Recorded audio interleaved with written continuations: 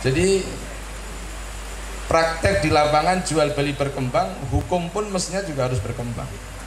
Karena kalau kita masih mengacu pada sistem hukum lama untuk menjawab hukum modern, kita akan kepontal-pontal.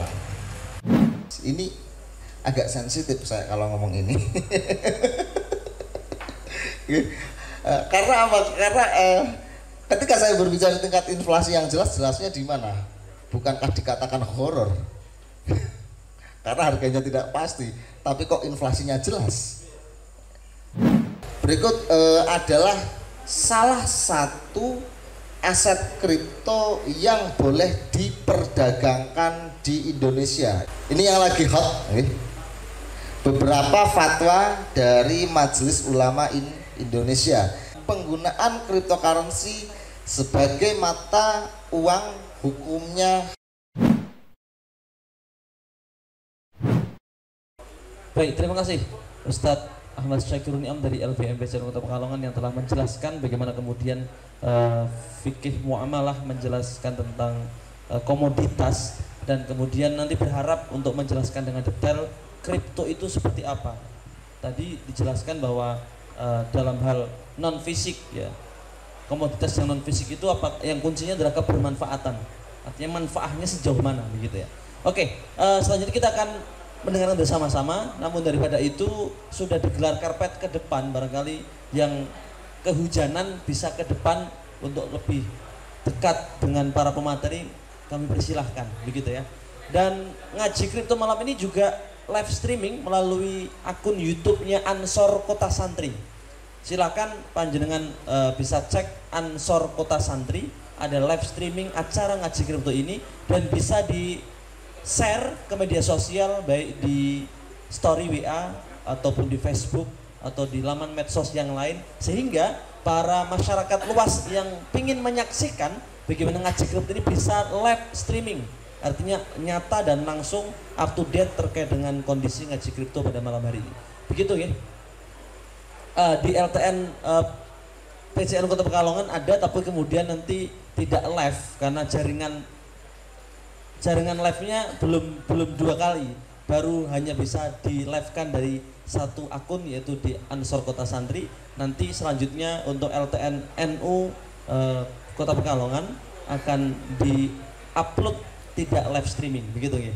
Oke, selanjutnya kita akan dengarkan bersama bagaimana kemudian jual beli dalam fikih klasik, seperti apa sejarahnya, bagaimana kemudian rukun syaratnya, dan seperti apa prakteknya, hingga yang terbaru, karena perkembangan jual beli yang luar biasa dengan teknologi canggih yang sekarang ini, tentu itu semua juga harus merujuk kepada sejarah dan kepada satu teori-teori atau kemudian bagian daripada hukum-hukum di dalam fikih seperti apa. Monggo kepada yang mulia, yang terhormat Dr. Kiai Haji Sabil Rosyad MSI untuk bisa menyampaikan hal tersebut. 20 menit waktalipun Yai, agar kita semuanya bisa mengetahui bagaimana sejarah dan juga perkembangan daripada jual beli itu dalam perspektif fikih klasik. Monggo dumateng Rawayi Bilal dihaturkan. Terima kasih Pak Adim. Assalamualaikum warahmatullahi wabarakatuh. Bismillah, alhamdulillah, wassalatu wassalamu ala rasulillah Sayyidina Muhammad ibn Abdillah wa ala alihi wa ashabihi wa man walah, la hawla wa la quwata illa billah, amma ba'du. Yang saya muliakan Ketua Tanfidiyah Nahdlatul Ulama BCNU Kota Pekalongan, Bapak Kiai Haji Mukhtarom. Yang saya hormati Mas Gandeng ini, Mas Moderator, Mas Azim yang luar biasa, Pak Kiai Naim, Niam Naim, terus Mas Marfalah, dan juga kawan-kawan di komunitas apa ini, pengurus PCN itu pernah kok nom-nom,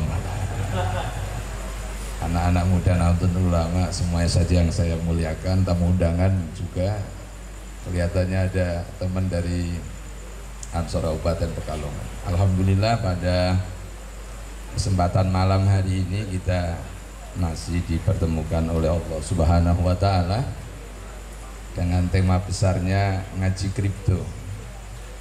Sehingga dari tadi saya ini mikir kripto ini makanan apa.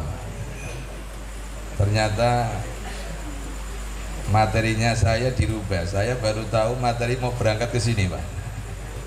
Karena saya dari jam 8 sampai setengah 8. Jam 8 pagi sampai setengah 8 malam ngajar non-stop, Pak. Makanya sore tadi saya di SMS Mas Amir, Mas Imron, Mas Amir, Mas Imron. Saya nggak sempat buka WA. Tahu-tahu saya pulang ngajar sampai rumah dibilangin sama Mas Imron materinya dirubah. Saya berangkat, saya ngambil kitab entuke jebule kitabe babeke mung sithik to. Kemudian saya mau berangkat karena kesusu-susu, ingat saya pernah punya materi tentang jual beli waktu ngajar di ekonomi syariah IAIN Pekalongan. Ternyata yang saya ambil keliru, Pak.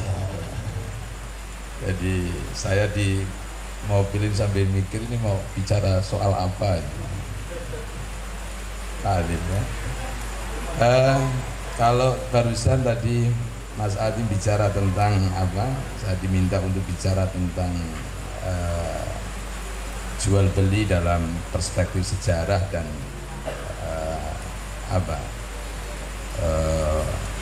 normatif hukum Islam ya. Dalam konteks sejarah barangkali ada satu evolusi besar dalam sistem jual beli ini. Ya dulu tentunya kita tanpa mengenal istilah Islam dan tidak Islam, karena pada prinsipnya ada satu kaidah al aslu fil muamalah al ibahah illa idza dalla dalilun ala tahrim. Perkembangan sistem jual beli ini ya sejak dulu kita mengenal ada, karena baik itu jual beli secara bahasa itu artinya muqabalatu syai' bi syai', artinya pertukaran sesuatu dengan sesuatu. Sehingga dulu karena belum ada mata uang, maka yang dipertukarkan adalah barang. Saya punya beras, saya tukar dengan kambing misalkan. Saya punya beras, saya tukar dengan jagung. Ini awal dari jual beli pada era pertama. Dan ternyata sekarang sudah kembali kepada era itu lagi. Kripto dengan mata uang. Jadi bisa muqabalatul sil'ah bisil'ah, muqabalatul sil'ah bin nuqud, muqabalatul nuqud bin nuqud. Jadi awal jual beli itu adalah muqabalatul sil'ah bisil'ah, komoditas dengan komoditas. Tetapi lama-lama kelamaan problem, Pak. Kenapa problem? Karena ternyata sil'ah tidak bisa dijadikan alat ukur, tidak bisa dijadikan standar harga nanti. Alat ukurnya tidak ada. Ya seperti sekarang kripto tidak bisa menjadi alat ukur karena selalu fluktuatif. Kemudian pada eranya Yunani muncul perkembangan apa? Mulai alat tukar. Berkembang ada alat tukar. Kemudian setelah alat tukar berkembang lagi ada sistem apa? Pasar klasik. Pasar klasik ya biasa, kayak di pasar-pasar itu ada alat tukar, ada tawar-menawar dan lain sebagainya. Kemudian berkembang lagi menjadi ada sistem jual beli toko modern.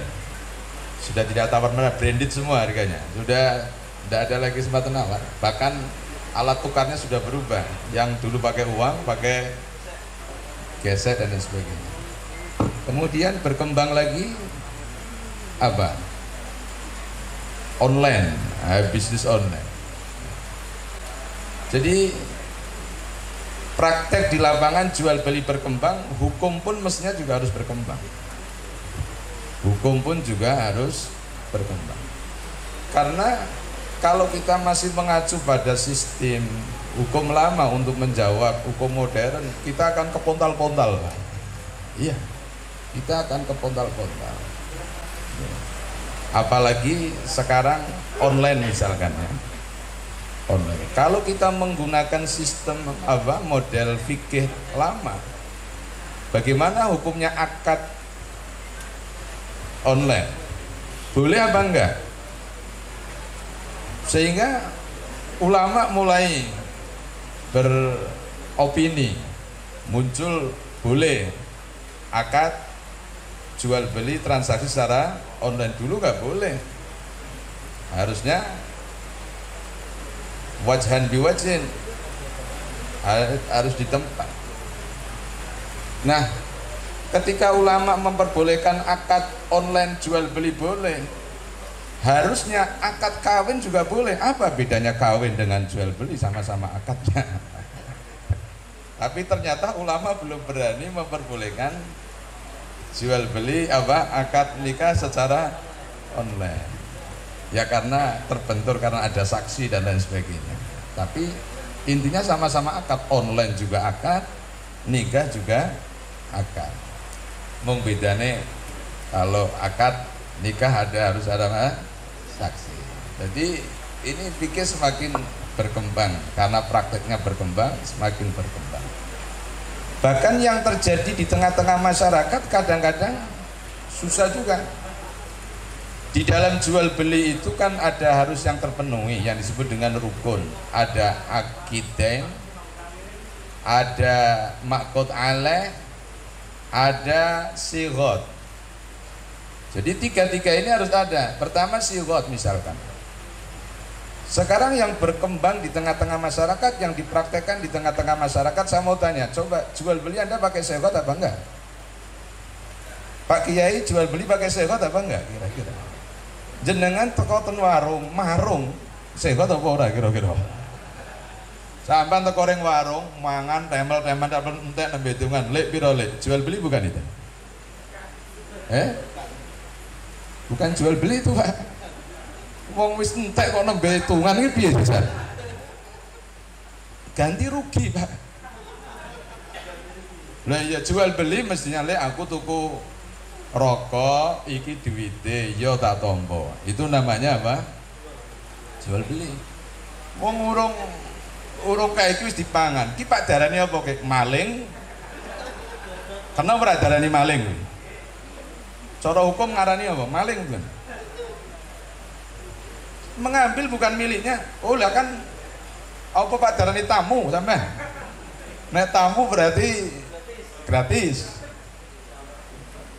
Ini lidiyafah atau lilbe. Terus tak darani apa mana aja. Ini harus ada sewa. Apalagi di sekolah-sekolah, saya paling tidak setuju ada apa namanya itu, kantin kejujuran. Betul, kantin kejujuran, Pak. Jadi melatih anak tidak beres itu, Pak. Kelihatannya melatih kejujuran, tapi ini merusak syariat. Merusak apa? Syariat. Karena dalam syariat itu harus ada segot. Kantin kejujuran, ono segotnya apa ora kira-kira? Nggak ada. Cukup bayar, cukup bayar, cukup bayar. Sehingga ketika tidak ada segot, jual belinya tidak sah. Kalau tidak sah berarti berhak untuk dituntut kembali. Maka semua daftar kekayaan kita kalau jual belinya tidak sah harus kita kembalikan kepada orang-orangnya. Kari-kari kita melakukan transaksi kepada orang banyak, beleane priye jajan. Angel ya. Maka ada, kalau saya tidak tega kalau mau menghukumi itu tidak sah. Ya. Jadi ada yang keras. Kalau itu tidak sah berarti kita dosa. Berarti kita menyalahi aturan Allah. Hukumnya maksiat. Setiap jual beli harus istighfar. Mau saya Mas, setiap jual beli istighfar, setiap jual beli istighfar.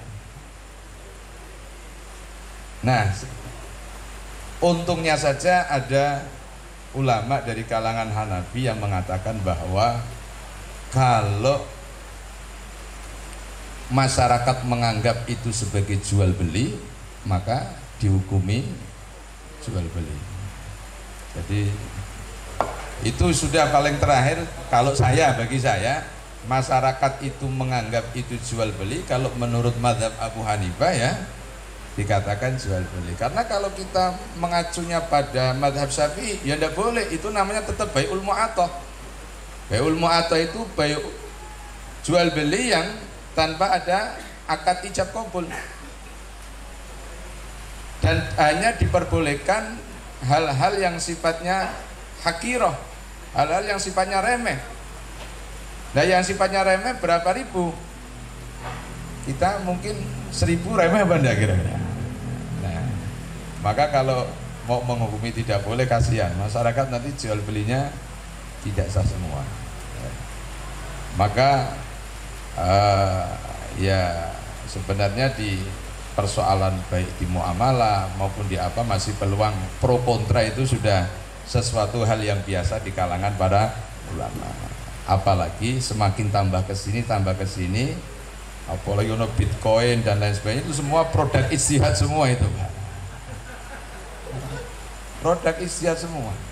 Jadi syaratnya harus ada sihor, harus kita pahami apa, sehingga kalau ada jual beli tanpa ijab qabul, maka ya namanya dalam istilah fikih disebut dengan bai'ul mu'athah. Kemudian apalagi perkembangannya, paling ya yang harus kita ketahui lagi adalah al-aqidain, orang yang melakukan akad transaksi baik penjual dan pembeli. Wah, syaratnya macam-macam. Kalau seingat saya harus balik ya, harus balik, penjual pembeli harus balik. Sekarang anak-anak kecil, jangankan kau jual beli, GoFood saja anak kecil bisa pak. Anak-anak sekarang GoFood apa? Ini apakah masih mau dihukumi balik terus? Memang Hanafi memperbolehkan tamyiz selama masih menguntungkan, tapi mazhab Syafi'i kan tidak, harus balik. Padahal sekarang anak-anak kecil sudah pinter-pinter Pak, ya, pinter-pinter. Nah kita menghukuminya bagaimana ini? Kira-kira pripun bagi? Monggo jenengan. Ya. Omane buaran saya cilik-cilik wis dagang apa betul? Iya. Itu dolan bapakane online. Jadi memang ini perkembangan apa, jual beli. Jadi harus ada akad sehot, yaitu ijab dan qabul. Kemudian apa tadi?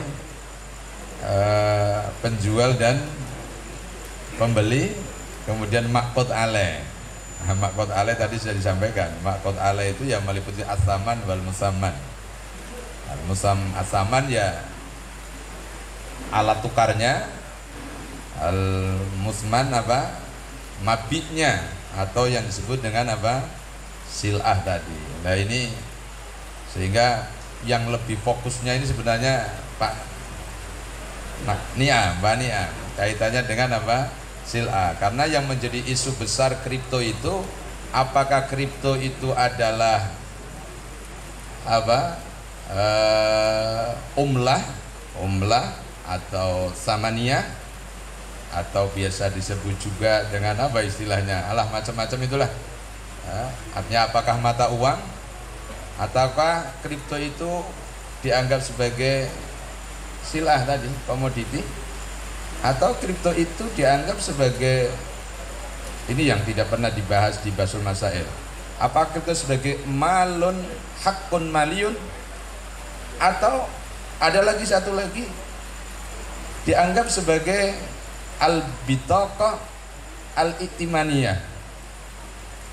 Ada satu lagi saya lupa, itu yang dikaji di Timur Tengah begitu. Jadi bukan hanya membahas tentang umlah dan sil'ah saja tidak, tapi lebih mendalam tentang malun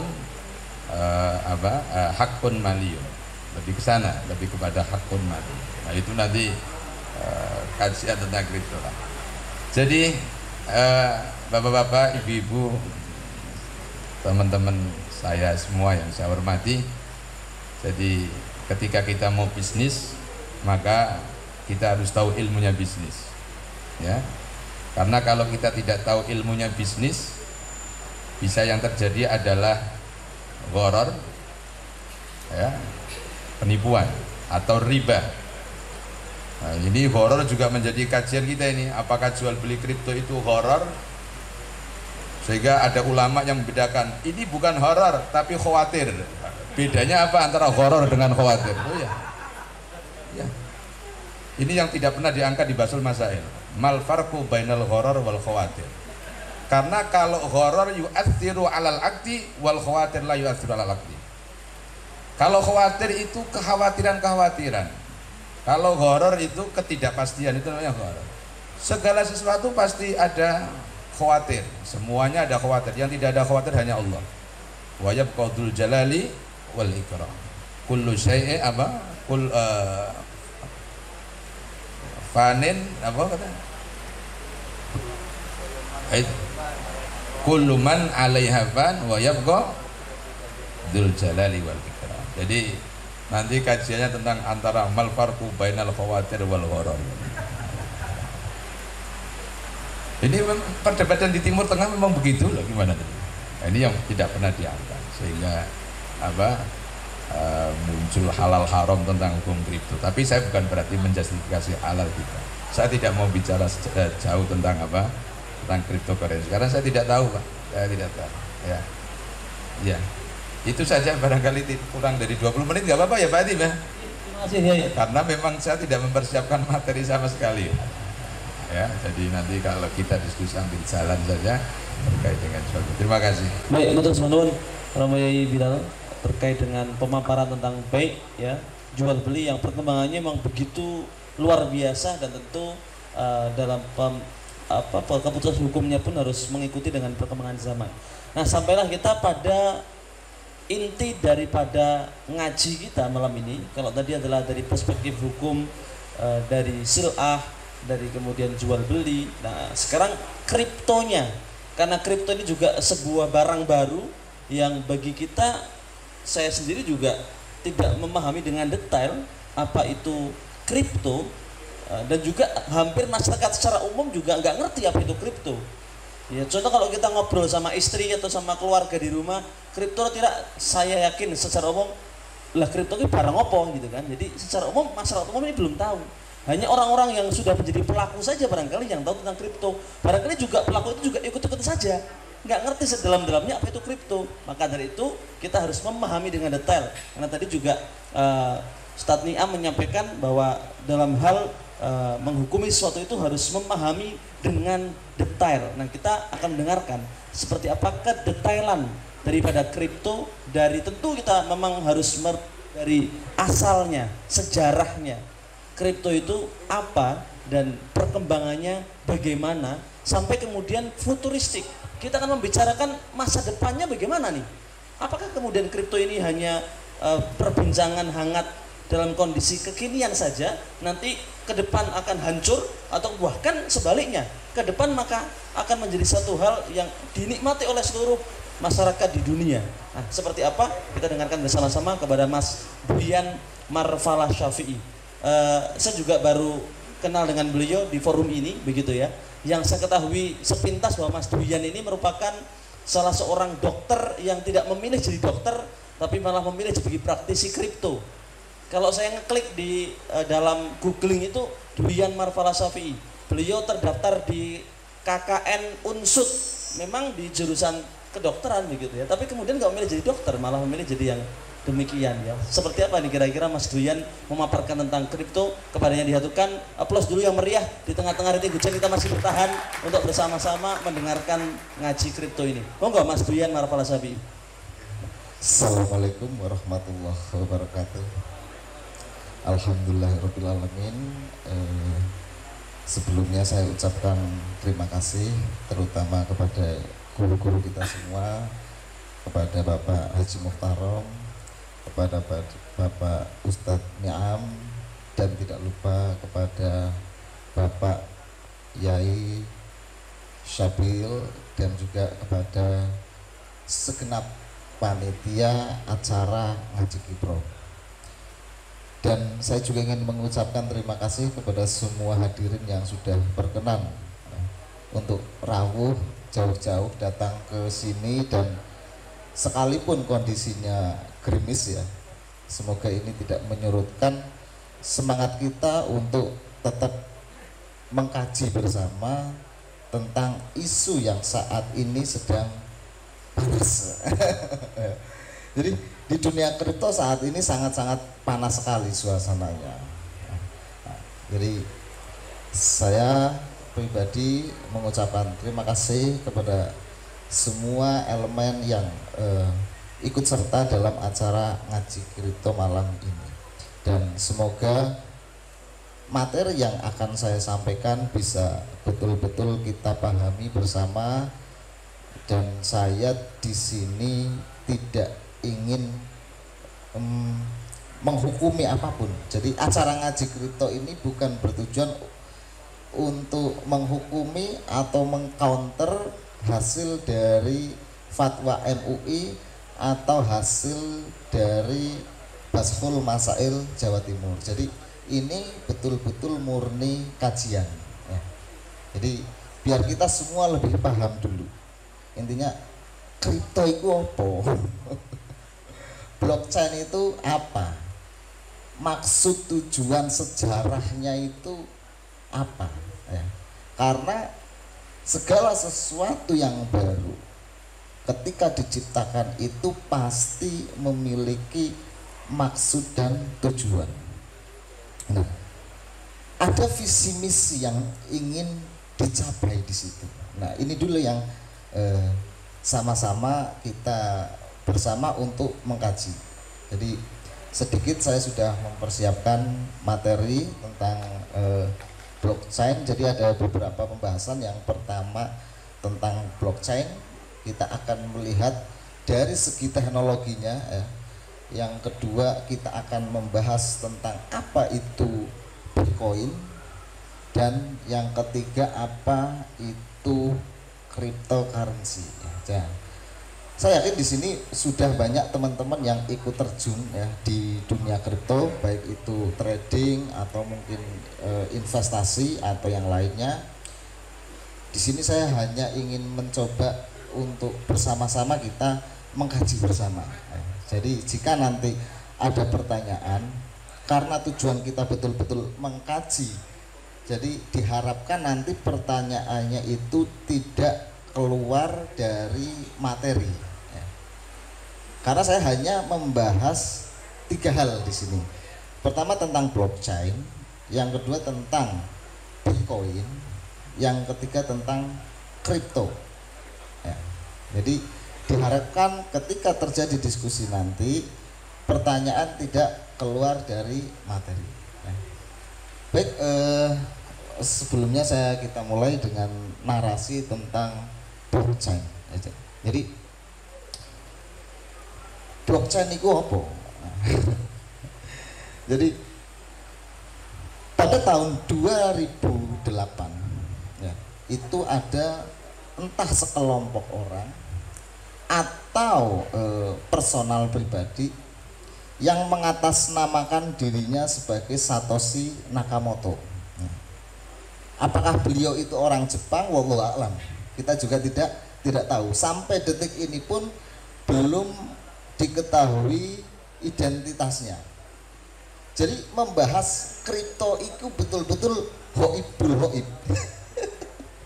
Karena awal yang membuat siapa saja kita belum tahu ya. Teknologinya juga masih bisa dikatakan sangat-sangat baru sekali ya. Jadi dan tidak ada bentuk fisiknya. Jadi ini pembahasan yang panas juga. Jadi hoibul hoib. Jadi pada awal tahun 2008 itu dikenalkan sebuah white paper ya, atau kertas putih, atau bisa dikatakan sebuah seperti proposal ya, kalau biasa kita menyebutnya, narasi tentang Bitcoin ya. Jadi Bitcoin pertama kali dikenalkan oleh Satoshi Nakamoto itu pada tahun 2008. Nah, itu setelah terjadi krisis di Amerika. Nah, jadi pada tahun 2008 US dan itu ada krisis. Ya. Dan alhamdulillah waktu itu di Indonesia tidak terlalu berdampak. Tapi untuk negara Amerika, Eropa itu sangat berdampak. Kemudian pada tahun 2009 barulah rilis ya, Genesis Block. Genesis Block itu blok pertama, blockchain awal itu dirilis ya, oleh Satoshi Nakamoto. Nah, banyak praktisi, banyak orang yang berpikir hadirnya Bitcoin ini adalah sebuah bentuk protes terhadap sistem keuangan tradisional atau sistem keuangan yang saat ini ada. Jadi banyak yang mengatakan bahwa Bitcoin lahir karena ingin melakukan revolusi sistem keuangan yang dinilai sampai detik ini tidak fair. Ya. Kenapa? Karena sistem keuangan saat ini itu masih bersifat tradisional, bersifat centralized, artinya terpusat, yang mengatur hanya sekelompok orang atau para bankir, dan sering terjadi krisis, sering terjadi inflasi, ya, sering terjadi korupsi, sering terjadi penipuan dan lain-lain. Artinya masih banyak sekali kekurangan dalam sistem keuangan yang saat ini ada. Nah, Bitcoin hadir mencoba untuk menjadi sebuah solving problem. Tujuannya adalah menjadi solving problem. Bitcoin ingin hadir menjadi membuat sebuah sistem keuangan yang pertama transparan, ya. Yang kedua tidak dapat dikontrol oleh siapapun, lembaga manapun atau negara manapun. Makanya di awal atau kemarin-kemarin itu banyak sekali isu Cina blokir Bitcoin, Amerika blokir Bitcoin, Amerika ingin kenakan pajak dan lain-lain. Tapi pada faktanya sampai detik ini tidak ada institusi, lembaga atau negara manapun yang bisa menghentikan Bitcoin ini. Kenapa? Karena sifat awal Bitcoin itu yang bersifat desentralisasi. Artinya desentralisasi ini apa? Desentralisasi artinya tidak terpusat. Kalau bank sentral itu kan terpusat. Misal rupiah. Semua peredaran rupiah itu yang mengatur siapa? Bank Indonesia. Artinya terpusat. Dan masih banyak kelemahan dalam sistem keuangan yang saat ini ada. Transparan, ya. Jadi ingin membuat sebuah sistem yang transparan, di mana siapapun bisa melihat transaksi ya, di dalam jaringan blockchain tersebut. Ya, jadi itu salah satu visi misi. Ya. Jadi ingin menjadi sebuah solving problem terhadap sistem keuangan yang saat ini ada, karena dinilai masih banyak sekali permasalahan. Apalagi kalau kita berbicara tentang sisi sistem keuangan dunia, ditambah lagi belum lagi inflasi yang terus menerus, ditambah lagi dominasi USD ya. Ini yang menjadi kemudian ditambah lagi underlying ya, mata uang yang saat ini itu kan sudah tidak ada underlyingnya. Kalau dulu itu masih ada underlying emas, backup emas. Tapi sejak 1970-71 itu kan oleh Presiden US, Presiden Nixon saat itu sudah dihilangkan. Bahkan yang tadinya backup emas sekarang diubah backupnya itu menjadi USD. Ya. Padahal kalau kita tanya USD itu backupnya apa? Bahkan bank sentral itu selalu printing money terus. Nah, inilah yang menjadi dasar diciptakannya Bitcoin. Nah, Jadi bisa kembali. Jadi blockchain ya itu diciptakan untuk menjadi solving problem dalam transaksi keuangan yang saat ini ada. Lah, pertanyaannya begini, blockchain itu apa? Ya. Nah, blockchain itu terdiri dari dua kata ya. Yang pertama kalau kita mengkaji secara harfiah, yang pertama dari kata block ya. Block itu yang berarti kelompok. Ya. Kelompok di sini yang dimaksud kelompok di sini adalah data yang sudah dikelompokkan, data transaksi yang sudah dikelompokkan. Kemudian chain itu bisa diartikan penghubung. Ya. Jadi data transaksi semuanya dikelompokkan. Setelah data transaksi itu dikelompokkan, baru data-data itu dihubungkan dan divalidasi.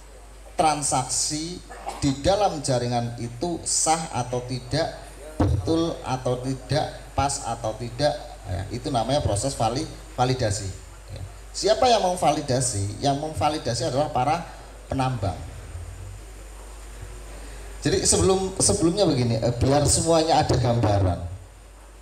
Jadi kalau kita gambarkan secara umum, sebetulnya kita sudah biasa ya, sudah biasa menjalankan sistem blockchain bagi yang usia 17 tahun ke atas.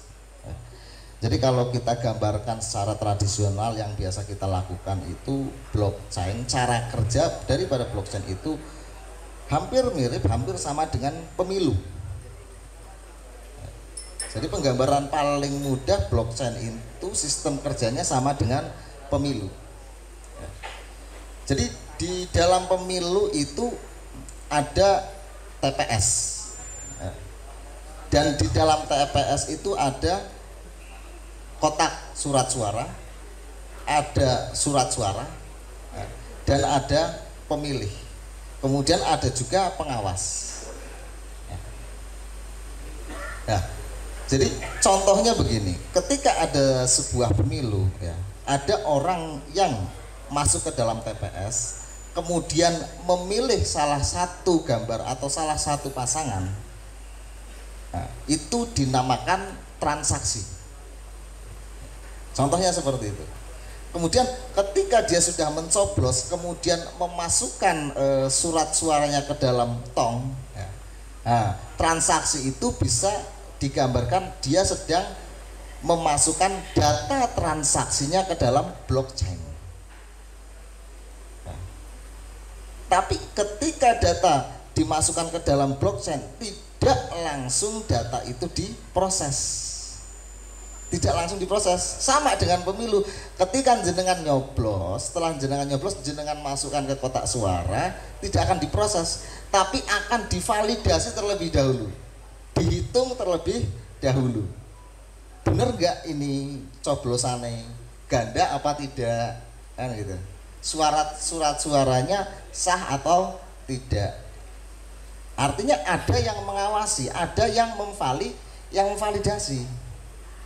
Yang memvalidasi siapa? Biasanya ketua TPS atau tim yang khusus untuk menghitung suara. Nah, di dalam dunia blockchain ya, orang yang menjadi validator itu dinamakan penambang. Jadi tugas para penambang itu sama kayak apa? Iku wong-wong sing jogo TPS. Petugas TPS, iku penambang. Kenapa? Karena mereka yang memvalidasi surat suara ini sah atau tidak, transaksi dalam jaringan blockchain ini sah atau tidak. Ya. Kemudian ketika surat suara dimasukkan ke dalam kotak, kemudian masuk data ke dalam blockchain, tidak langsung diproses. Nanti akan masuk ke dalam yang sistem yang namanya mempool. Kemudian dalam mempool itu nanti semua transaksinya dikopi. Ya, jadi blockchain ini memiliki sebuah karakteristik. Salah satu karakteristik itu desentralisasi. Kalau kita berbicara Bitcoin, jadi misalnya tidak semua blockchain itu desentralis. Ada yang blockchain yang bersifat sentralis atau privacy. Jadi ada public blockchain, ada private blockchain. Ya, kalau kita berbicara blockchain pada umumnya itu, apalagi Bitcoin, itu bersifat desentralisasi. Desentralisasi artinya apa? Tidak terpusat. Jadi orang yang memiliki data itu tidak hanya satu, tapi banyak. Siapa yang memiliki data? Mereka yang disebut miner atau para penambang. Nah, miner inilah yang disebut penambang dan mereka yang memvalidasi. Jadi seperti petugas TPS. Nah, kemudian setelah divalidasi, setelah masuk ke dalam Mempool, baru nanti akan divalidasi, ya, akan dicatat oleh petugas yang berhasil memecahkan kode dari transaksi itu. Jadi transaksi di dalam blockchain itu ada transaksi, ada catatannya sebetulnya. Catatan transaksinya itu misal nomor wallet, address wallet, kemudian jumlah, kemudian tanggal, kemudian jam. Tapi semua catatan itu tidak ditulis dalam huruf alfabet, tapi dienkripsi, ya, dengan teknologi yang namanya kriptografis. Nah, kode ini akhirnya menjadi kode, dan kode inilah yang harus dipecahkan oleh para penambang. Nah, jadi betul atau tidak transaksinya, jumlahnya betul atau tidak, penerimanya betul atau tidak.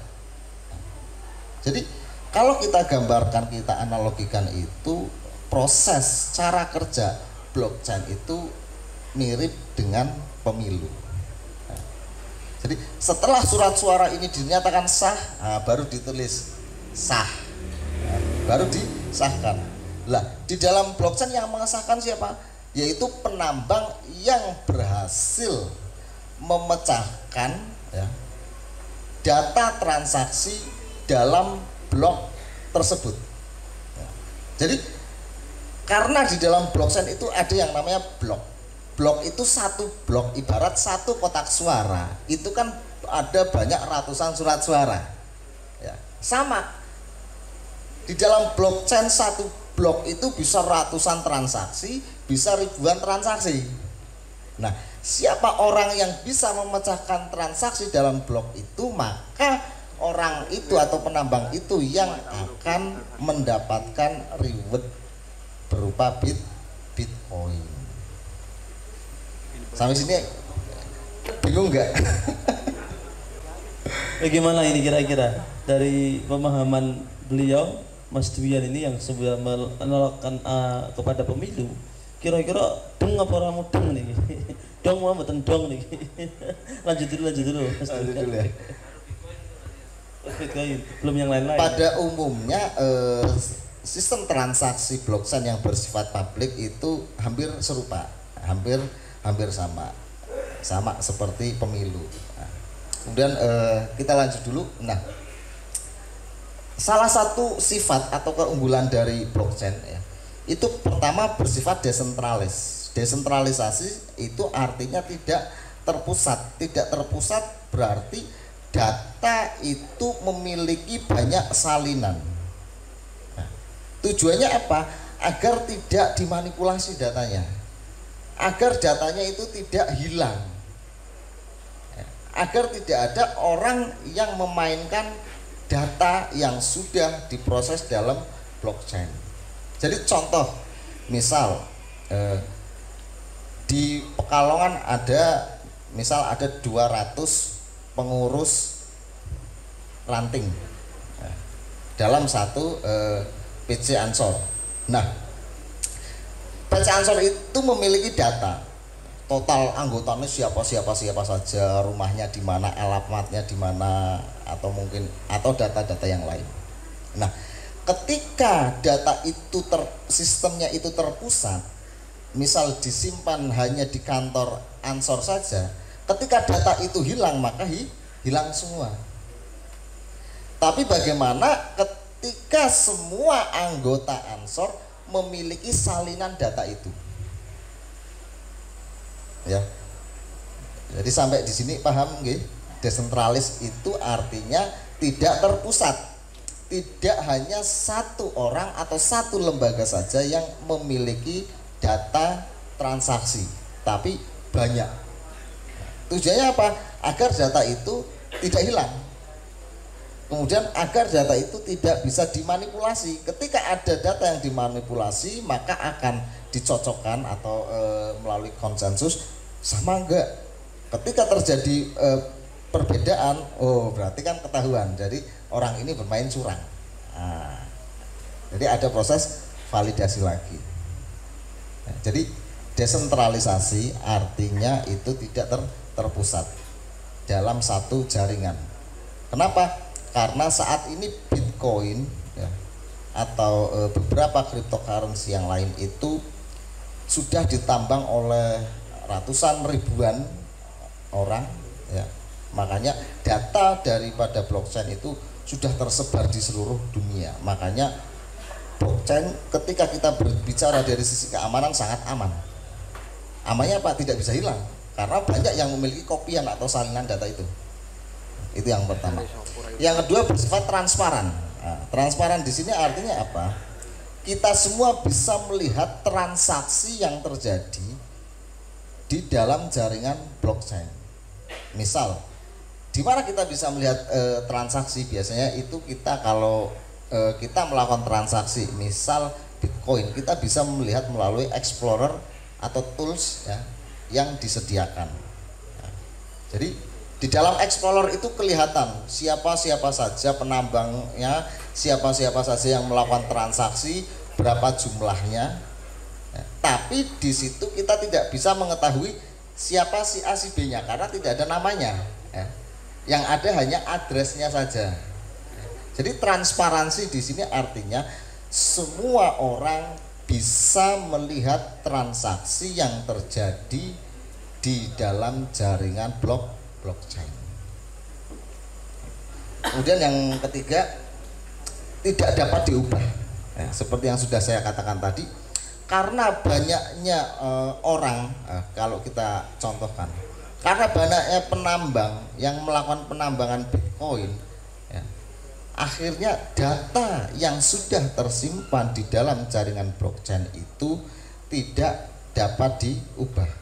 Ketika data itu diubah atau ketika terjadi ketidakcocokan data ya, maka biasanya akan terjadi yang namanya forking ya. Artinya apa? Data tidak bisa diubah, ada validatornya, ada yang mengawasi. Yang mengawasi, yang validasi siapa? Para penambang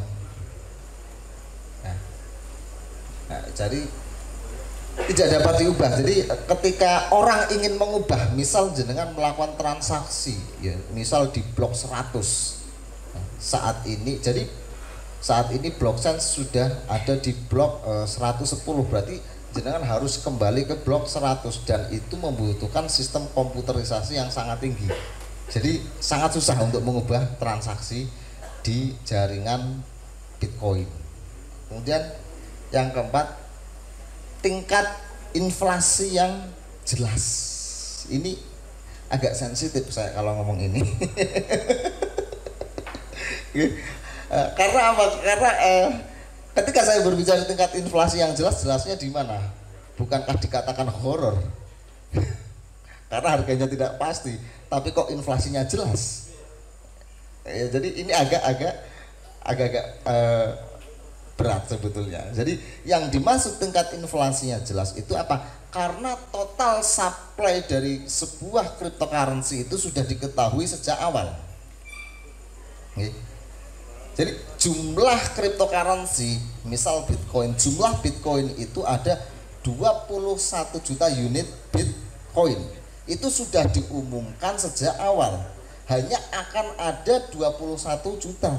Tidak bisa ditambah, tidak bisa dikurangi. Artinya apa? Tingkat inflasinya itu jelas. Berbeda dengan mata uang rupiah. Jenengan apa ngertos berapa total rupiah yang beredar di seluruh Indonesia? Ya. Karena apa? Pemerintah itu selalu printing money, cetak duit ketika pemerintah butuh. Kan gitu. Tapi kalau Bitcoin atau kripto yang lain itu tidak. Dari awal Bitcoin hanya diciptakan 21 juta. ya sudah selesai, tidak bisa ditambah, tidak bisa dikurangi. Nah, kemudian keamanan yang tinggi. Nah, jadi ketika berbicara teknologi, saat ini teknologi itu sangat banyak sekali ya. Nah, tapi ketika kita berbicara teknologi dan kita sudah masuk dalam era data, nah, sekarang sudah era data.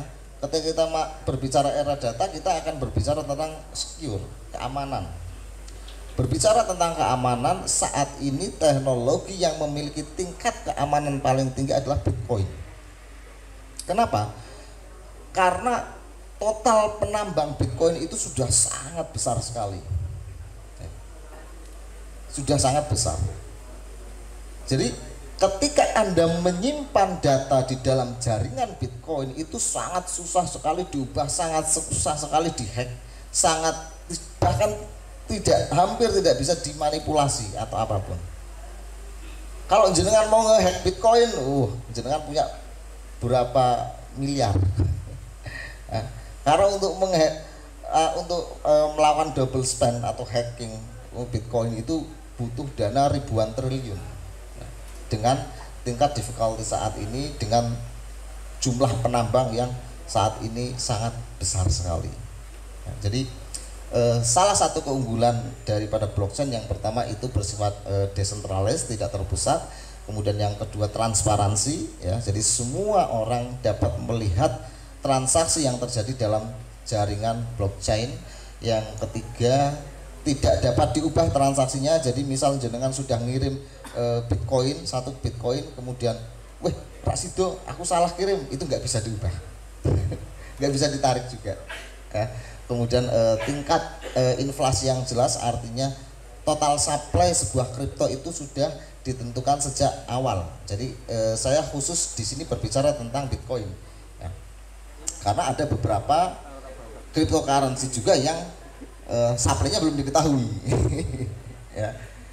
Jadi uniknya Bitcoin, uniknya kripto itu di sini. Jadi kripto itu sangat demokratis sekali. Jenengan apa nggawe kripto sing macamnya apa itu iso gitu loh. Jadi sangat demokratis. Siapapun bisa membuatnya dengan berbagai macam keunikan masing-masing. Antara Bitcoin, Ethereum itu saja sudah beda teknologinya. Yang satu bersifat ledger, yang satunya bersifat account based. Itu nanti. Jadi blockchain ini sesuatu yang betul-betul berbeda, sesuatu yang betul-betul baru dan sangat unik. Karena sifatnya yang menurut saya sangat demokratis sekali. Artinya siapapun bisa berinovasi di situ. Kemudian secure, ya, sangat secure. Next. Tadi disinggung tentang manfaat. Ya, jadi sesuatu bisa dikatakan sebuah sil'ah apabila sesuatu itu memiliki manfaat. Di sini saya coba memberi deskripsi tentang manfaat atau fungsi, karena ketika kita berbicara manfaat itu salah satunya nyambungnya ke fungsi. Kanggone itu gopo kan gitu. Manfaatnya itu buat apa? Nah, yang pertama yang saat ini sedang tren yaitu smart contract. Artinya siapapun bisa membuat smart contract di dalam sebuah jaringan blockchain. Jadi siapapun bisa membuat kriptonya sendiri dengan adanya smart contract. Misal jenengan mau buat project dengan menggunakan jaringan Ethereum. Kalau jenengan memahami bahasa pemrograman misalkan Solidity atau C+, jenengan bisa membuat smart contract di dalam jaringan Ethereum. Terkait projectnya apa terserah. Kalau saat ini yang ramai itu masih NFT ya, NFT ramai, kemudian ada DeFi ya, desentralisasi finance ya, itu juga nanti akan saya bahas. Jadi salah satu manfaat yang saat ini bisa dirasakan itu adanya smart contract. Artinya apa? Setiap orang, siapapun bisa mengembangkan project mereka dengan menggunakan smart contract. Tapi tidak semua blockchain itu support dengan smart contract. Jadi memang pelik sebetulnya membahas blockchain. Kenapa? Unik karena saking uniknya, saking demokratisnya. Jadi setiap kripto memiliki ciri khas masing-masing. Kayak Bitcoin, jenengan bisa nggak membuat smart contract dengan jaringan Bitcoin? Saat ini belum bisa. Sekalipun memang sebetulnya sudah ada fitur pendukungnya, itu sudah ada, tapi belum disepakati. Saat ini yang bisa itu ketika kita menggunakan jaringan seperti Binance, BNB, Ethereum, Tron, Zil, dan banyak lagi. Kemudian sharing economy. Jadi salah satu manfaat dari blockchain itu ketika kita memiliki sebuah project misal, dan kita ingin melakukan misal crowdfunding atau iuran dana modal, itu sangat-sangat sekarang sudah mulai banyak ya project-project crowdfunding yang memanfaatkan teknologi blockchain. Jadi misal begini, misal saya ingin membuat sebuah project, kemudian saya ingin melakukan equity crowdfunding atau patungan dana untuk mengembangkan usaha saya. Ketika saya menggunakan sistem tradisional, biasanya ketika saya ingin menggait seorang investor untuk masuk ikut serta dalam proyek yang saya miliki itu membutuhkan waktu yang lama, jumlah investasi yang mahal. Jenengan apik ring notaris saya paling enggak butuh 500.000 kan gitu. Tapi biasanya dalam equity crowdfunding tergantung orang yang melakukan equity crowdfunding tersebut, berapa total yang akan minimal investmentnya itu berapa. Kemudian ada charity, penggalangan dana, salah satu fungsinya itu ya. Jadi seperti beberapa waktu yang lalu itu banyak ya penggalangan dana untuk Palestina ya, menggunakan kripto, menggunakan Bitcoin ya. Karena apa? Karena ketika kita memberikan bantuan ke Palestina saat itu semua akses perbankan diblokir. Akhirnya dengan adanya kripto ini menjadi solving ya, artinya bisa menjadi solusi. Karena siapa yang bisa blokir Bitcoin? Nggak ada. Akhirnya banyak orang melakukan penggalangan dana dan mengirimkannya dalam bentuk kripto atau dalam bentuk Bitcoin. Kemudian penyimpanan data ya, karena ketika kita berbicara blockchain kita berbicara tentang penyimpanan data. Jadi sangat efektif sekali ketika kita ingin menyimpan data yang sensitif ya, itu dengan menggunakan teknologi blockchain. Kemudian perlindungan hak cipta ya. Nah ini yang menarik. Jadi saat ini sedang rame itu NFT ya, non functionable token, artinya cryptocurrency yang sebetulnya tidak ada fungsinya. Tidak ada fungsinya. Karena apa?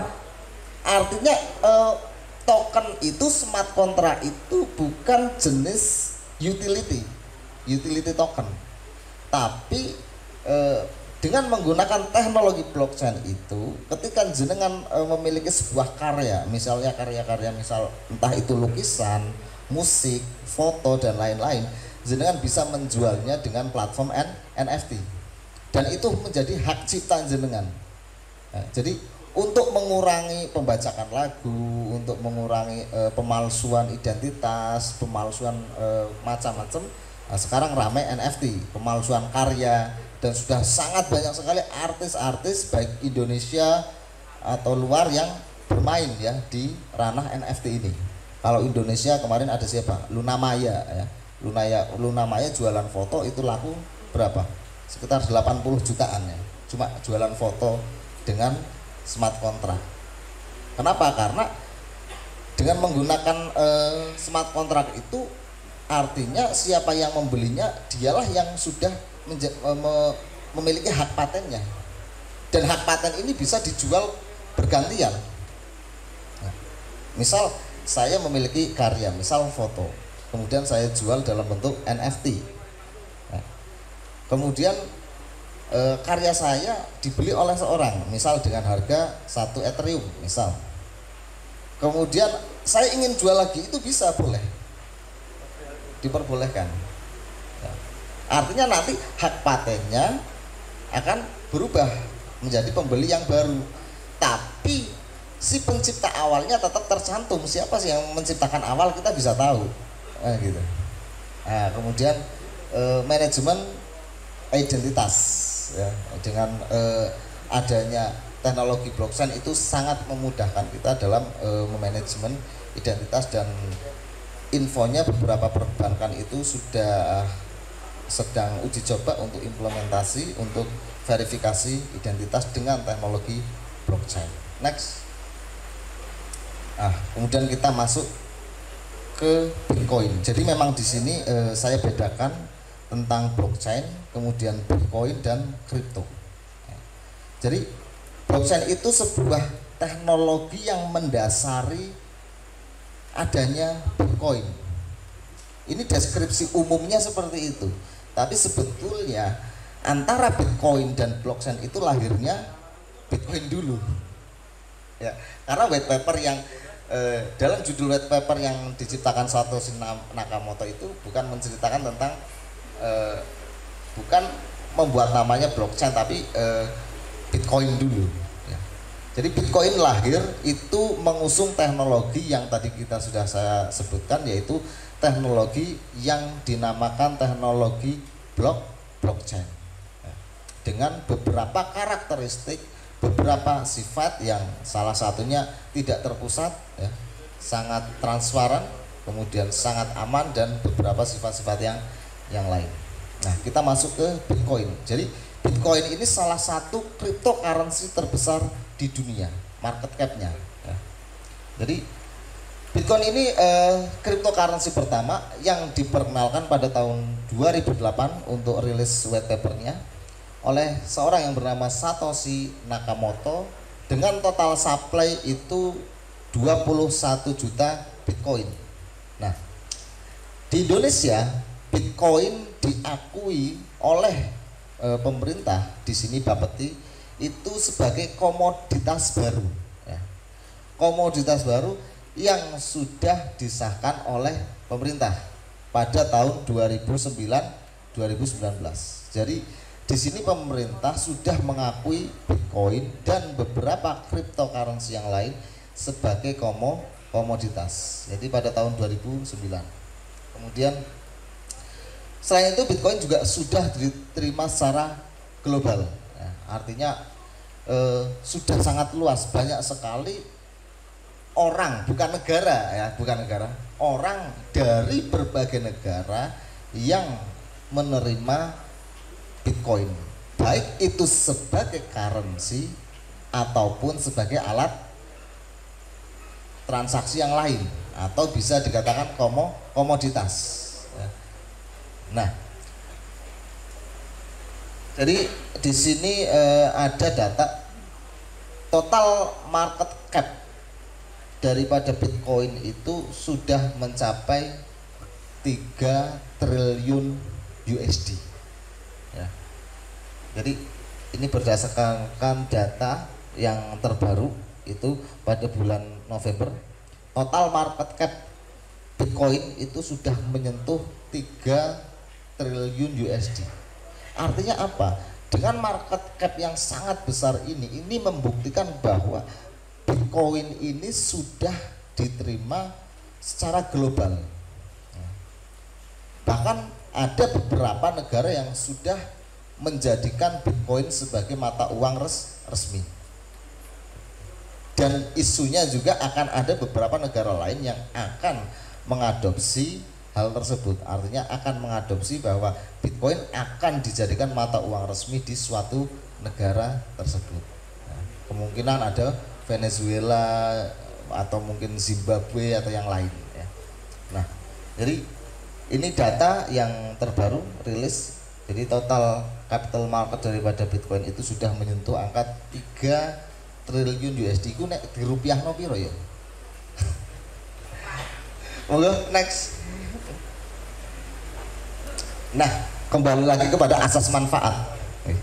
Jadi katanya tadi dibahas oleh Ustadz Niam bahwa salah satu bisa dikategorikan sil'ah apabila memiliki asas manfaat. Nah, tadi sudah kita lihat beberapa manfaat atau fungsi daripada teknologinya ya. Artinya fungsi dari teknologi blockchain. Tapi sebetulnya di luar sana masih banyak orang yang bertanya, lah fungsinya Bitcoin ini nganggo apa? Ya.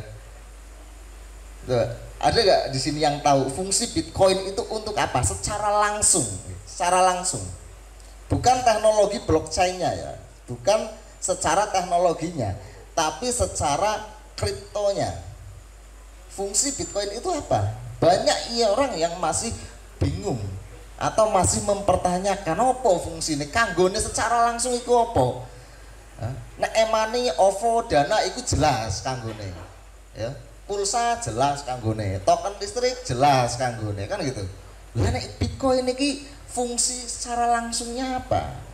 Nah, di sini saya coba mendeskripsikan ada beberapa fungsi, ada 4 fungsi. Yang pertama transaksi antar negara atau remittance. Jadi itu salah satu fungsi secara langsung yang bisa kita rasakan, yang bisa kita nikmati. Jadi sampai saat ini pun banyak perbankan yang isunya, kembali lagi isu, sedang menerapkan sistem blockchain untuk remittance. Nah, karena sistem blockchain yang bersifat pertama sudah diterima secara global, kemudian sistem yang bersifat liquid, kemudian Bitcoin bisa dilakukan transaksi secara peer to peer, artinya kita bisa melakukan transaksi langsung tanpa perantara, tanpa adanya bank ya, jadi bisa langsung. Biasanya banyak orang yang memanfaatkan Bitcoin ini untuk transaksi lintas negara. Misal begini, contoh saya punya relasi misal di US. Kebetulan misal saya adalah pengusaha ekspor impor. Ketika saya melakukan transaksi secara konvensional, misal saya akan mentransfer kepada teman saya yang di US sebesar 10.000 USD, maka saya harus menjadikan rupiah ke USD terlebih dahulu, ya kan? Biasanya ketika proses saya menjadikan rupiah menjadi USD itu ada fee transaksi atau ada spread harga. Gimana? Spread harganya itu macam-macam, ada yang 5%, ada yang 10%, ada yang 10% ke atas. Itu baru penukaran dari rupiah ke USD. Okay. Kemudian proses transfer dari USD, misal dari bank BCA misal. BCA nanti ditransfer atau menggunakan Western Union, ditransfer ke US. Itu juga kena fee transaksi lagi. Kenapa? Sudah beda bank, sudah beda negara. Transaksinya macam-macam, ada yang 10%, ada yang 10% ke atas. Artinya apa? Banyak potongan-potongan yang terjadi di sini. Ya. Kemudian jangka waktunya, ketika saya mentransfer dalam bentuk rupiah, kemudian saya jadikan USD, kemudian saya transfer USD dari Indonesia ke US, ya, itu waktunya biasanya antara 1 hari sampai 3 hari. Ya. Tapi dengan menggunakan Bitcoin, ya, cukup 10-20 menit sampai. Fee transaksinya pun nggak lebih dari 100.000. Ya kan begitu. Jadi sangat bermanfaat sekali bagi pengusaha ekspor impor. Dan saat ini pun kebetulan saya punya teman yang bergelut di dunia itu, dan saat ini ketika dia melakukan transaksi dengan relasinya itu sudah bukan lagi menukarkan dari rupiah ke USD melalui perbankan, tapi mending dia beli kripto, setelah itu transfer ke kripto gitu loh. Karena apa? Kripto ini pun sudah diterima secara luas, sudah diterima secara global. Jadi ini salah satu manfaat langsung dari Bitcoin, bukan dari blockchainnya, gitu. Dari Bitcoinnya.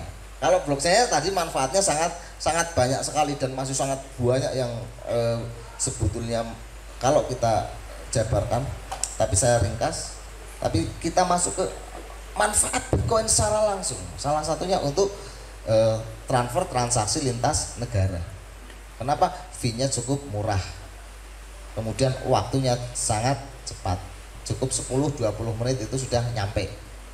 Kalau kita menggunakan jaringan BNB, Binance itu malah nggak ada 5 menit ya, sudah nyampe. Kemudian sebagai perdagangan, nah, untuk dagang, nah, karena di Indonesia Bitcoin ini diakui sebagai komoditas, maka salah satu fungsi secara langsung kita bisa dagang. Nah, di sini saya maksudkan dagang itu spot market, okay. Spot market, bukan yang pakai leverage, apalagi future. Okay. Saya jadi kalau future banyak yang kena liquid ya. Jadi saya lebih condong perdagangan di sini adalah spot market. Jadi di sini ada potensi kita mendapatkan profit, cuan atau penghasilan lebih. Jadi ketika kita membeli sebuah kripto atau misal kita membeli Bitcoin, misal saya membeli Bitcoin pada awal Januari 2021, saya misal memberi harga saat itu kisaran 150 juta. Kemudian saya jual seminggu yang lalu, ayo, nyampe 920 juta. Modal awal saya ketika Januari 2021 hanya 150 juta. Saya jual bulan November, artinya berapa bulan? 9 bulan. Kenaikan yang didapat itu berapa ratus persen, dari 150 juta jadi 100 juta. Naiknya, turunnya belum. Jadi nanti ada grafik tahunan ya. Jadi kalau ini salah satu fungsi atau manfaat daripada Bitcoin. Tentu ada resiko nggak ada spot market. Tapi selama kita masih hold atau kita tidak menjual saat harga turun, ya kita belum dikatakan rugi. Betul tidak? Karena jumlah Bitcoinnya ketika harga turun berubah atau enggak? Tidak. Satu Bitcoin ketika harga turun tetap satu Bitcoin. Hanya value, nilai dari rupiahnya saja yang turun. Jadi gitu. Jadi ada dua nilai dalam Bitcoin itu, ada dua nilai dalam kripto. Yang pertama nilai dari Bitcoinnya itu sendiri, ya. Jadi ada nilai intrinsik, ada nilai ekstrinsik. Bisa dikatakan seperti itu. Ya. Jumlah Bitcoinnya misal satu Bitcoin ketika harga turun jadi berapa? Tetap satu Bitcoin, baik dia mau naik mau turun tetap jumlahnya satu Bitcoin. Tapi ketika kita ubah menjadi kurs rupiah akan berbeda, tergantung harga kesepakatan saat itu. Nah, di sini ada peluang untuk mendapatkan penghasilan. Jadi sebagai ajang untuk transaksi jual beli. Resiko pasti semua usaha dagang nggak ada resiko kan gitu. Jadi tergantung dari manajemen kita pribadi masing-masing sebetulnya. Nah, kemudian investasi ya. Jadi yang ketiga, salah satu instrumen yang mayoritas orang gunakan atau alasan kenapa orang membeli Bitcoin itu salah satunya adalah investasi ya. Seperti yang saya katakan tadi, misal kita membeli saat Januari ya, kemudian kita simpan ya, sampai detik ini sudah profit lebih dari 200-300%. Itu alasan kenapa banyak perusahaan besar, misal kayak Tesla ya, kayak dan perusahaan-perusahaan besar lain, nanti saya suguhkan datanya, yang tidak tanggung-tanggung melakukan disertifikasi aset atau memecah asetnya ke dalam bentuk Bitcoin. Ya. Kenapa mereka percaya? Karena Bitcoin ya, itu sudah dianggap sebagai aset yang berharga, nilai lindung, store of value. Ya, jadi Bitcoin sudah bisa dikatakan sebagai komoditas baru. Ya. Komoditas baru. Karena apa? teknologinya jelas ada fungsinya, barangnya jelas ada fungsinya, jelas ada nilainya, jelas ada pasarnya. Jadi bahkan bisa dikatakan kripto ini memiliki dunianya tersendiri. Jadi kripto itu sesuatu barang yang memiliki pasarnya sendiri, memiliki dunianya sendiri, gitu loh. Sekalipun saat ini kalau kita berbicara di Indonesia belum secara langsung terhubung dengan dunia real. Misal buat beli rokok itu memang tidak diperbolehkan kan gitu. Tapi dalam kelembagaan suatu negara Bitcoin sudah sah, diakui menjadi komoditas. Artinya komoditas itu berarti bisa diperjualbelikan, bisa untuk disimpan sebagai instrumen alat investasi, tapi dilarang digunakan sebagai alat pembayaran. Sama sebetulnya statusnya sama. Jenengan misal punya USD, jenengan bisa nggak beli rokok pakai USD? Ya gak iso, penjara sampean. Kenapa? Karena USD di Indonesia sama diakui sebagai komoditas. Emas diakui sebagai komoditas. Bisa nggak jenengan beli batik pakai emas? Kan tidak bisa, tidak diperbolehkan oleh pemerintah. Oke? Jadi begitu. Kemudian fungsi yang keempat sebagai instrumen untuk penambangan. Nah, ini juga dari hasil menambang sudah banyak sekali, apalagi orang-orang yang terjun dalam Bitcoin yang mungkin dari tahun 2012, 2013 itu sekarang sudah banyak yang merasakan manfaatnya ya dari hasil penambangan Bitcoin. Jadi ini salah satu fungsi langsung dari Bitcoinnya, bukan dari teknologi blockchainnya. Kalau blockchainnya sangat banyak sekali tadi manfaatnya. Nah, secara langsung fungsi secara langsungnya saya deskripsikan ada 4. Nah, mungkin kalau kita berbicara di luar ya sangat banyak sekali karena di luar sudah banyak merchant yang menerima pembayaran kan gitu. Kemudian ada banyak lagi.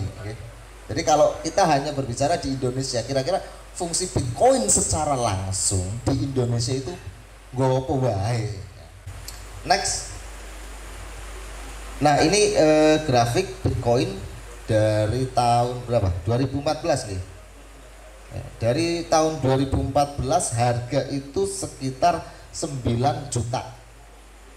Nah, 2014 sampai 2021 itu berapa tahun?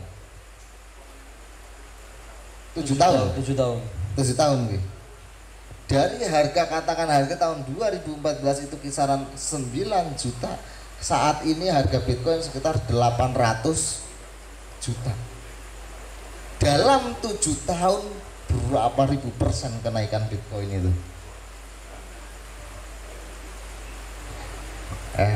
Terus kita lihat grafik Bitcoin dari tahun ke tahun. Monggo dilihat. 2014, 2015, 2016 harga masih stay, fluktuasinya tidak terlalu tinggi. 9 juta, 10 juta, 12 juta, 14 juta. Dari 2016 sampai 2017 baru harga Bitcoin mulai beranjak naik ya, sampai 30 juta, sampai terakhir 2017 sampai 250 270 juta. ATH menyentuh harga tertinggi terbaru.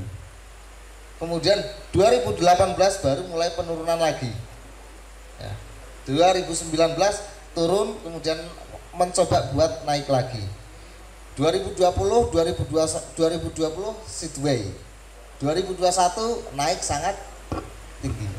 Artinya begini, ketika kita mencermati harga Bitcoin dari tahun ke tahun, saya berbicara investasi, bukan berbicara trading harian. Apalagi trading jam. Kita berbicara investasi. Nah, ketika kita berbicara investasi, ada investasi untuk short term, ada middle, ada long term. Kalau kita investasi misal 2-3 tahun saja, kira-kira untung nggak di Bitcoin?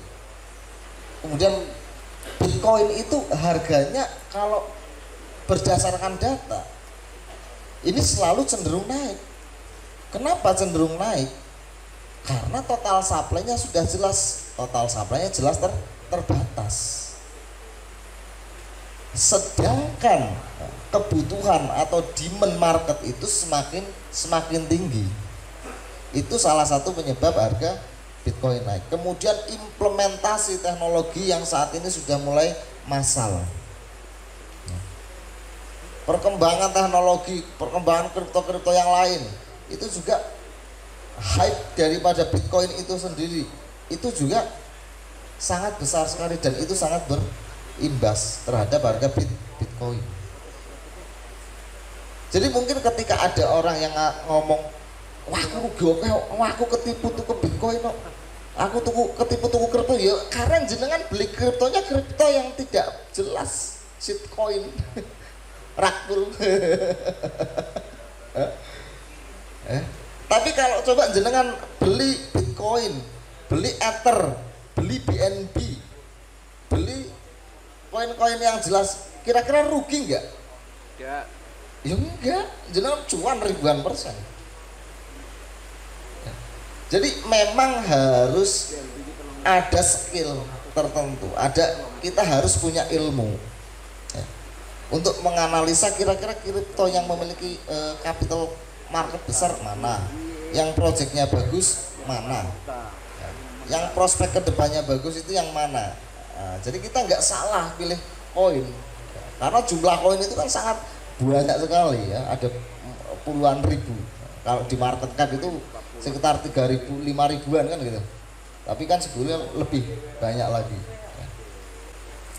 Jadi kalau kita melihat grafik harga Bitcoin dari tahun ke tahun itu cenderung naik maupun turun? Naik. Okay. Berarti kan cenderung naik.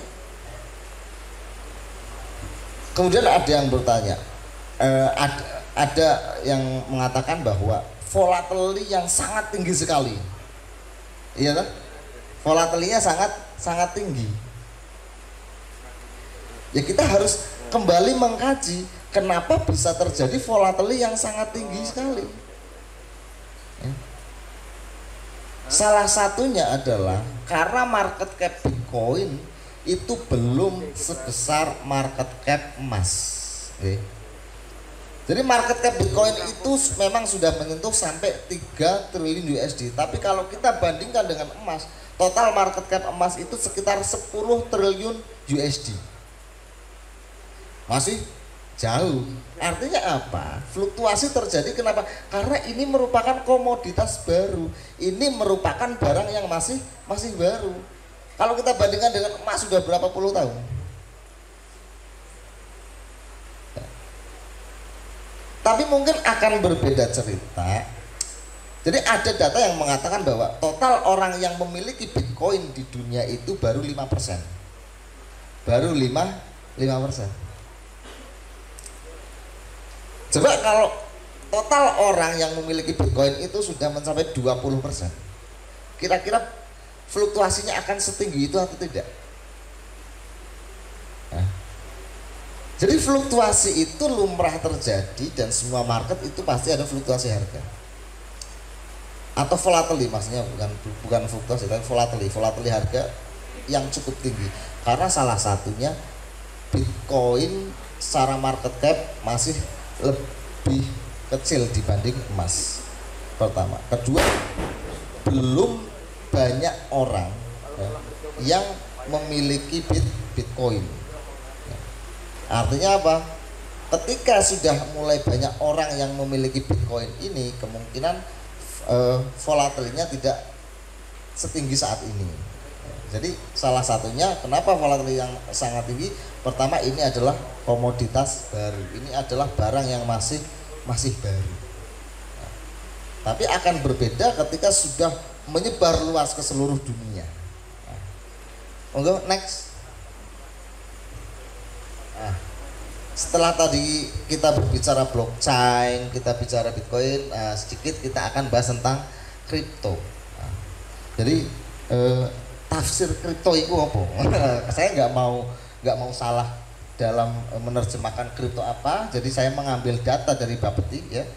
Jadi merujuk pada peraturan Bapeti ya, Badan Pengawas Berjangka nomor 5 tahun 2019, aset kripto adalah komoditi tidak berwujud yang berbentuk aset digital atau komoditas yang tidak memiliki wujud fisik tapi wujudnya adalah di digital, di mana menggunakan teknologi yaitu teknologi kriptografis ya. Jadi cryptocurrency ketika kita mengkaji secara harfiah maka ada namanya kripto. Jadi kripto itu memang datanya tadi sudah saya singgung di awal, diamankan datanya ya, menggunakan teknologi kriptografis ya. Kemudian jaringan yang bersifat peer to peer ya, langsung ya. Dan kripto merupakan sebuah buku besar yang terdistribusi atau DLT ya. Untuk mengatur penciptaan unit baru, memverifikasi transaksi dan mengamankan transaksi tanpa campur tangan pihak ketiga. Jadi semua transaksi cryptocurrency tidak membutuhkan perantara. Jadi tujuan adanya Bitcoin adalah menghilangkan pihak ketiga, menghilangkan perantara. Itu salah satu tujuan adanya Bitcoin. Next. Nah, di sini sedikit saya membedakan beberapa jenis-jenis kripto. Ya, jadi kripto itu ada banyak macamnya, ada banyak jenisnya. Ya. Yang pertama adalah penyimpanan kekayaan atau store of value.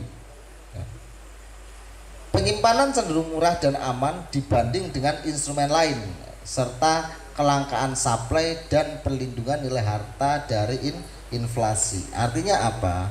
Saat ini Bitcoin tidak hanya sebagai cryptocurrency, tapi Bitcoin sudah diakui oleh banyak kalangan, banyak pihak sebagai store of value, sebagai penyimpan atau nilai lindung aset dari adanya inflasi. Kalau kita melihat grafik rupiah itu setiap tahun terjadi inflasi minimal sebesar 2%. Kalau jenengan simpan rupiah dari tahun 2010 sampai 2021 artinya 11 tahun dengan penurunan nilai minimal katakan 2% setiap tahun, artinya 2% dikalikan 11 artinya nilai rupiah itu selalu turun sebesar 22%. Sepakat? Tapi ketika kita melihat Bitcoin dari tahun 2010 sampai 2021, inflasi apa deflasi? Deflasi, cenderung naik nilainya. Kenapa? Karena pertama sifatnya yang langka atau terbatas, yang kedua demand yang terus meningkat, ketiga implementasi teknologi blockchain yang semakin marak, ketiga keempat adalah semakin banyak dikenal. Jadi banyak perusahaan-perusahaan besar yang sudah menyimpan asetnya, membagi asetnya dari saham ke Bitcoin. Kemudian jenis kripto yang lain ada sebagai digital currency atau mata uang. Contohnya adalah ada Litecoin, Dash, Monero, Zcash. Ya.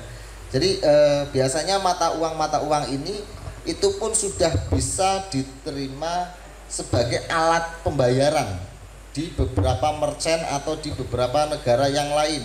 Contoh PayPal sudah menerima pembayaran, Starbucks sudah menerima pembayaran menggunakan Litecoin dan beberapa aset kripto yang lain. Kemudian ada juga utility coin, ya, utility coin, yaitu kripto jenis ini digunakan untuk tetap menjaga kehandalan sistem blockchain yang memiliki fitur smart contract. Artinya begini, yang dimaksud utility coin adalah sebuah cryptocurrency yang dimana kripto ini memiliki lebih concern kepada fungsi. Ya, salah satunya adalah Ethereum, kemudian ada BNB, kemudian ada TRX ya, Tron ya. Itu salah satu jenis crypto utility, artinya banyak sekali fungsi yang bisa digunakan dalam jaringan blockchain Ethereum atau BNB atau Omnic atau kripto yang lain ya. Jadi salah satunya teman-teman bisa membuat smart contract, teman-teman bisa membuat NFT di situ, teman-teman bisa membuat proyek-proyek yang lain dengan menggunakan jaringan blockchain tersebut. Next. Kemudian ada security coin. Ya, security coin ini adalah salah satu bentuk cryptocurrency yang memiliki underlying atau memiliki backup. Contoh adalah USDT. Jadi USDT itu memiliki backup 1 USDT sama dengan 1 USD. Ya. Jadi salah satu ini bisa dikatakan sebagai stable coin. Okay. Jadi kripto jenis ini adalah kripto yang bersifat security ya. Kenapa? Karena kripto ini memiliki underlying atau memiliki nilai jaminan ya. 1 USDT sama dengan 1 USD, 1 IDRT sama dengan 1 rupiah, 1 USDC sama dengan 1 USD, 1 BUSD sama dengan 1 USD, dan banyak jenis stablecoin yang lain. Kemudian ada koin meme ya, yang lagi rame ya, ada Doge, ada Shiba, ada Volky, ada macam-macam gitu. Ya. Atau koin jenis ini merupakan koin yang pada awalnya diciptakan hanya untuk humor saja sebetulnya. Ya. Tapi karena besarnya komunitas, maka koin ini pun menjadi salah satu koin yang memiliki market cap cukup tinggi. Ya. Sekalipun seperti Doge itu total supply-nya belum kita ketahui ya. Tapi peminatnya masih tetap banyak. Next. Nah, di sini kita bisa melihat total capital market, semua market ya. Di situ ada yang pertama, urutan pertama itu ada gold ya. Total market cap gold itu ada sekitar 10 triliun USD. Kemudian di bawah gold ada Microsoft ya. Kemudian ada Apple ya. Kemudian ada Google, ada Amazon ya. Dan Bitcoin ada di urutan nomor 8, kemudian nomor 9 Tesla. Jadi saat ini Bitcoin secara capital market itu sudah mengalahkan perusahaan-perusahaan besar seperti saham Facebook, saham Tesla itu sudah kalah secara capital market. Ini saya ambil per hari ini ya, per hari ini. Tapi ketika saya ngambil beberapa hari yang lalu itu sudah beda. Bitcoin bisa dikatakan nomor 2 karena Microsoft itu kan tidak ada 3 triliun USD. Padahal ATH untuk market cap Bitcoin tertinggi sampai 3 triliun USD. Jadi beberapa hari yang lalu market cap Bitcoin itu terbesar kedua di dunia. Kembali lagi, ini data real time ya. Jadi ini menjadi bukti bahwa Bitcoin itu bukan sebuah money game. Ada nggak kira-kira money game yang memiliki capital market sebesar itu? Ya. Ini membuktikan bahwa pertama Bitcoin bukan sebuah money game. Artinya Bitcoin diterima oleh global, diterima oleh pasar global. Baik itu sebagai komoditas atau sebagai alat pembayaran. Karena kebijakan setiap negara itu kan masing-masing. Kalau di Indonesia hanya diakui sebagai komoditas, tapi di sini berdasarkan data yang ada per hari ini, Bitcoin itu menempati urutan ke-8 dari total market yang ada di seluruh dunia. Next. Nah, berikut adalah salah satu aset kripto yang boleh diperdagangkan di Indonesia. Ini saya mengambil data dari Bapeti. Jadi ada beberapa karakteristik ya aset kripto yang boleh diperjualbelikan. Nah, yang pertama berbasis DLT. DLT adalah distribusi ledger teknologi. Distribusi ledger teknologi itu bisa diartikan berbasis teknologi blockchain yang terdesentralisasi atau yang tidak terpusat. Yang kedua, berupa utility kripto atau kripto yang memiliki underlying asset seperti USDT itu boleh diperdagangkan, BUSD itu boleh diperdagangkan. Kemudian memiliki nilai kapitalisasi pasar, artinya kripto itu sudah memiliki market cap yang cukup besar ya. Kalau Bapeti itu merilis ada di urutan 500 CMC coin market cap. Kemudian masuk dalam transaksi bursa kripto yang besar di dunia ya. Atau bisa dikatakan yang penting masuk lebih dari 2-3 exchange yang sudah list di CMC. Yang kelima, memiliki manfaat ekonomi ya. Artinya bukan rakpul ya. Yang keenam, telah dilakukan penilaian risiko termasuk risiko pencucian uang dan pendanaan terorisme serta proliferasi senjata pemusnah massal ya. Jadi karena isu Bitcoin dulu biasanya sering digunakan untuk melakukan transaksi ilegal, penjual beli senjata, kemudian untuk money laundry, kemudian untuk hal-hal kejahatan yang lain. Akhirnya Bapeti meregulasi bagaimana caranya agar tidak terjadi hal-hal yang seperti itu. Next, sudah ya? Ini yang lagi hot beberapa fatwa dari Majelis Ulama Indonesia. Jadi kemarin MUI sudah memberikan 3 diktum. Yang pertama, penggunaan cryptocurrency sebagai mata uang hukumnya haram ya. Dan ini adalah sudah ditetapkan oleh pemerintah sejak lama ya. Ini sudah lama diterapkan oleh pemerintah bahwa Bitcoin tidak boleh digunakan sebagai alat pembayaran. Ini sudah lama. Makanya pemerintah meregulasi melalui Bapeti Bitcoin ditetapkan sebagai komoditas ya. Karena apa? Dulu pernah.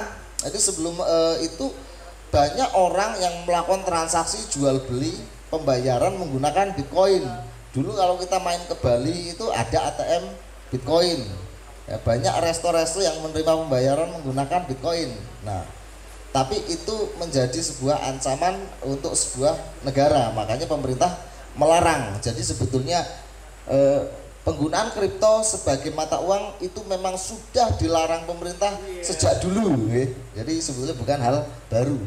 Yang kedua, kripto sebagai komoditi atau aset digital tidak sah diperjualbelikan karena mengandung gharar, qimar dan tidak memenuhi syarat sil'ah secara syar'i, yaitu ada wujud fisik, memiliki nilai, diketahui jumlahnya secara pasti, hak milik dan bisa diserahkan ke pembeli.